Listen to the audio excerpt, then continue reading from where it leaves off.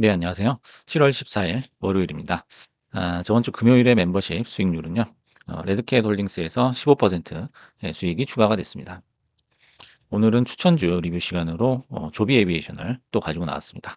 그래서 요즘 폭주 기관차처럼 계속적으로 상승을 하고 있습니다. 그래서 6월 24일 날 추천 후 42%가 상승을 했죠. 그래서 6월 24일 여기죠. 정확하게 이제 눌림목이라고 하는 그런 자리입니다. 그래서 대박형 캔들이 출현을 했고요. 밑꼬리가 길게 달렸고 이렇게 상승을 하면서 이평선들이 완전 정배열로 이렇게 배열이 되는 그런 모습입니다. 그래서 이제 전고점이 이미 뚫었고 월봉상으로 봐도 이제 최고 역사적 신고가까지 얼마 남진 않았죠. 그래서 매물은 거의 없는 상태고요. 그래서 과연 이제 역사적 신고가가 올지, 그리고 역사적 신고가를 터치를 하게 되면 어떤 움직임을 보일지에 대해서 한번 알아보겠습니다. 그래서 대박형에서 매수 시그널이 출현을 했고 이후에 별다른 조정 없이 일방적으로 상승을 했습니다. 그래서 같은 기간 동안 다른 섹터의 급등 종목들은 정말 크게 조정을 받은 경우가 많았죠. 하지만 조비 같은 경우에는 여기서 올라가면서 한 번도 5일선 밑으로 빠진 적이 없어요. 그래서 음, 굉장히 가파르게 지금 올라가고 있죠. 최근에 두바이에서 전기항공 택시의 유인 수직 이착륙 시험 비행을 성공적으로 마쳤다라고 발표를 했습니다. 그리고 2026년까지 해당 지역에서 상업항공 택시 서비스를 시작하겠다는 회사 목표에 있어서 아주 중요한 첫 발을 내딛었습니다. 그래서 이제 현재 보유 중이시라면 5일선이 꺾이는 시점이 매도 타이밍이 될 것 같다는 거죠. 그래서 아직 뭐 꺾이지는 않았죠. 일단은 뭐 음봉에 윗꼬리가 나오긴 했지만 오늘 한번 지켜봐야 될 것 같습니다. 그리고 이번 주에 만약에 5일선이 꺾이지 않는다면 지지를 받고 계속 갈 수도 있다는 거죠. 현재 시총이 93억 달러 정도 됩니다. 그래서 100억 달러를 눈앞에 두고 있는데 100억 달러면은 현 주가로는 13달러 정도가 되겠죠. 그래서 13달러에서 저항을 맞고 어떻게 움직이느냐, 이게 이제 중요한데요. 최근에 이제 역사적 신고가를 찍었던 종목들을 보시면요, 흑자 기업하고 적자 기업의 움직임이 상당히 다르다는 걸 알 수가 있어요.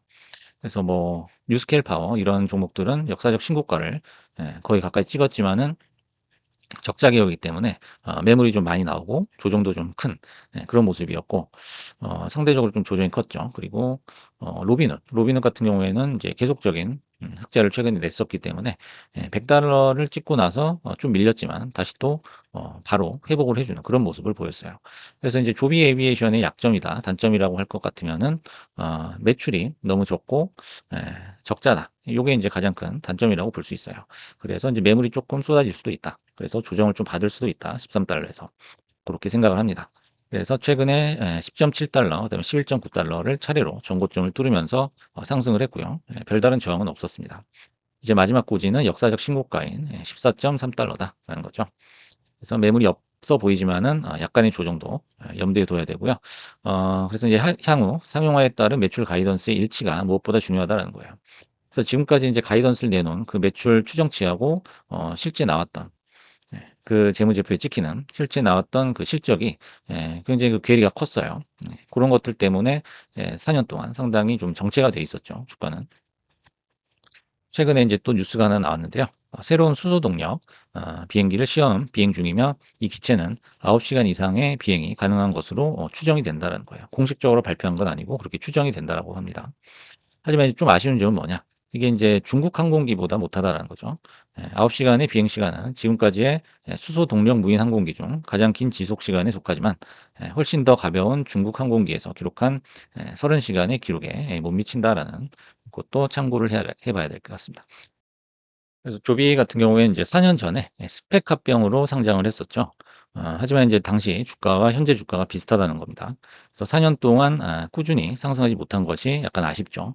그 이후로는 이제 매출이 거의 발생하지 않고, 그리고 이제 가파른 손실을 기록을 하고 있고, 그다음에 밸류에이션이 굉장히 높다라고 추정을 하는 거죠. 그것이 주가 상승의 발목을 잡았다라고 볼 수 있겠습니다.